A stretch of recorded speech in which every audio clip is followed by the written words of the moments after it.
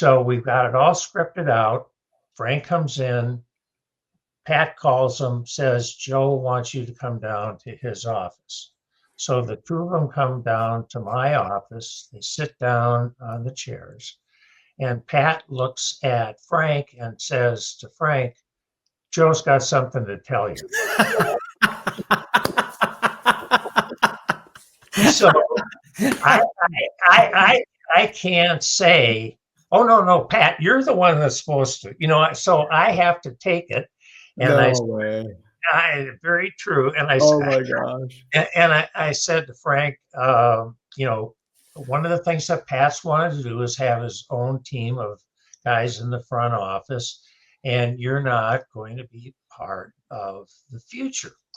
And so we're going to let you go effective today. As you can imagine, Frank, who has a temper, just the rocket fuse is lit.